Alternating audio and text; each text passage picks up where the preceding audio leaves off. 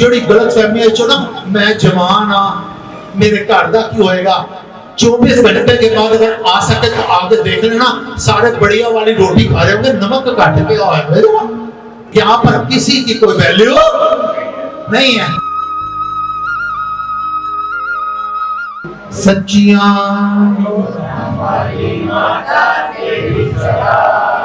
ये जोत जग गई लेकिन इसको कहा जाता है सच्चियां जोता वाली माता। What is the meaning? कहते रहो सच्चियां जोता वाली सच्चियां जोता वाली।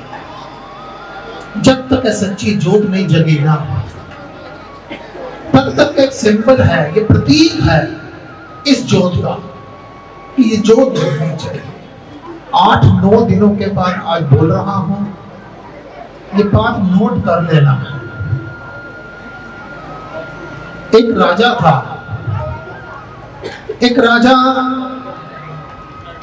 जैसे सुबह निकला ना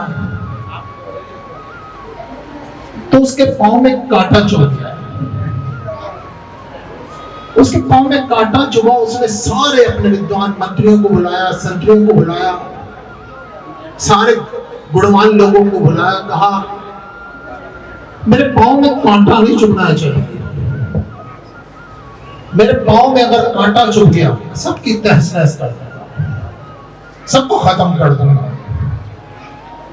सभासद अगले दिन बैठे, मंत्रिमंडल बैठा, गुणीजन बैठे, विचार किया क्या करें कि राजा साहब के पैर में कांटा ना चुभ जाए। सभी विद्वानों ने निर्णय किया कि सारी पृथ्वी के ऊपर ना कोई एक नेट बिछा देते हैं, कोई ऐसे कुछ चादर बिछा देते हैं सारी पृथ्वी पर कि राजा को कांटा नहीं चुभेगा।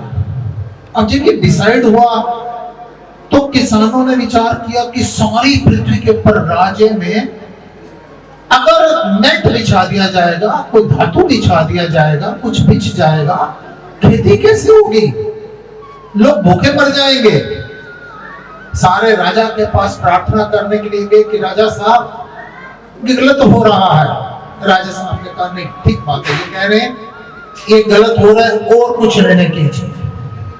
थोड़े दिनों के बाद फिर एक मंत्रिमंडल की बैठक हुई, सबको बुलाया, गुणवान लोगों को बुलाया और गुणवान लोगों ने डिसाइड किया फिर ऐसा करते हैं अपने पूरे राज्य पाठ में ना अच्छी तरीके से सफाई करवाओ, जितनी धूल है सारी के सारी खत्म करवा दो, ना आएगी धूल और ना बनेगा कांटा।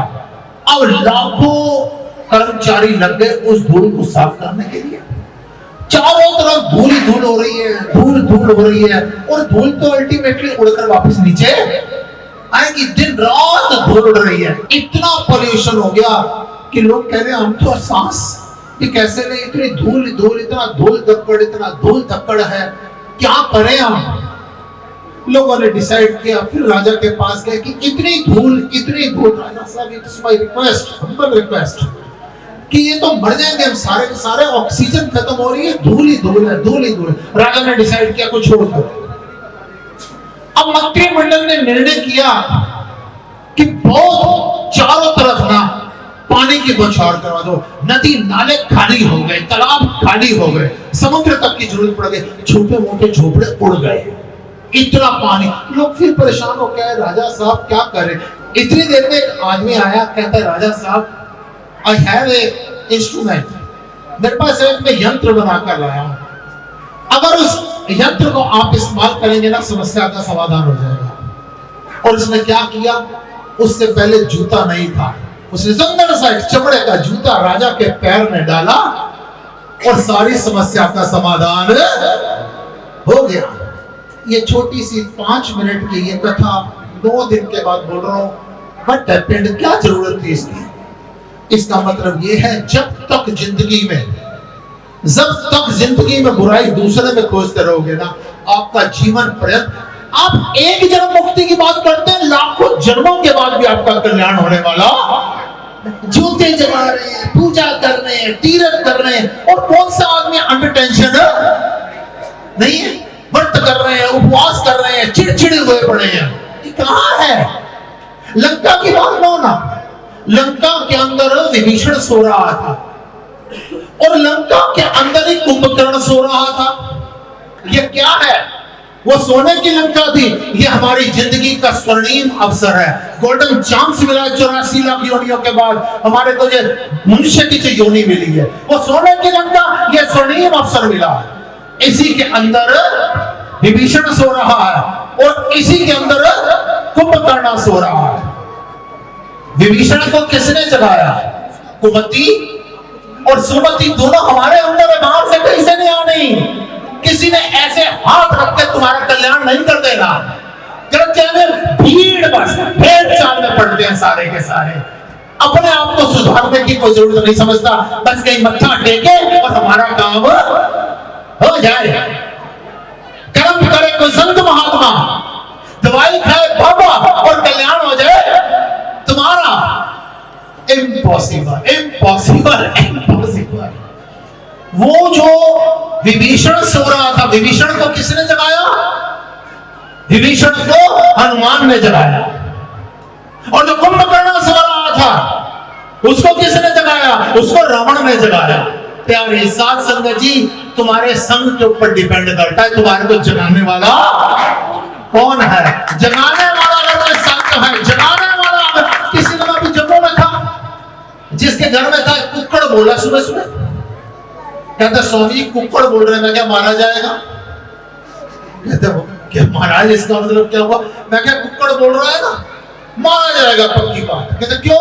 मैंने कहा दुनिया को जो जलाने का काम करेगा ना वो मारा जाएगा, जो सुनाने का काम करेगा गंगा स्नान करो, श्रीमद् भागवत की कथा पढ़ो, गंगा स्नान करके पापों से मुक्ति मिल जाएगी। अरे तुम्हारे को जीवन जीने की युक्ति तो मिली नहीं है और तुम कहते हो गंगा स्नान करने से तुम्हारे को पापों से मुक्ति मिल जाएगी? इम्पॉसिबल। वैष्णव के अंदर आते चल रहे, वैष्णव भी अंदर है, विष भी अंदर है। विष क्या है? विष क्या है? हमारी बहुत बड़ी समस्या है, हमारे ऊपर विष की तरह हावी हो रही। दुर्गा और दुर्गम, दुर्गम भी अपने अंदर है और दुर्गा भी अपने पर पूज रहे हैं, जूता जगा रहे हैं, अपनी ज्योत जागने रही। ब्रह्मचारिणी वो भी अंदर है, ब्रह्म भी अंदर है। ब्रह्मचारिणी अंदर, ब्रह्म अंदर, वैष्णव अंदर, विष अंदर, दुर्गम अंदर, दुर्गा अंदर। सारे अपने अपने दुर्गम राक्षस को मारो, दुर्गा जागृत हो जाएगी। विष को पीना सीखो, वैष्णव जागृत हो जाएगी। सब संसार के अंदर हरि व्यापक सर्वत्र समाना, प्रेम से प्रकट हुई बजाना, अपने भ्रम को पहचानो, सारे भ्रम समाप्त हो जाएंगे। मैं एक दिन एक बहुत बड़े पुलिस अधिकारी के पास बैठा था, कहता स्वामी जी संत तो ऐसा होना चाहिए सिर के ऊपर हाथ रखे बस और हमारी आत्मा से मिलन हो जाए, ज्ञान जागृत हो जाए। मैं क्या आप पुलिस वाले हैं ना, पुलिस वाली बात कर रहे हैं? कहता इसका मतलब क्या हुआ?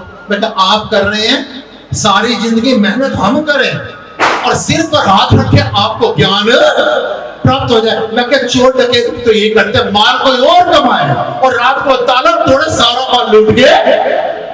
इम्पॉसिबल। प्यारी साथ संगत जी, छोटी सी एज बच्चों ने ये कीबोर्ड बजाना एक दिन में नहीं आ गया होगा।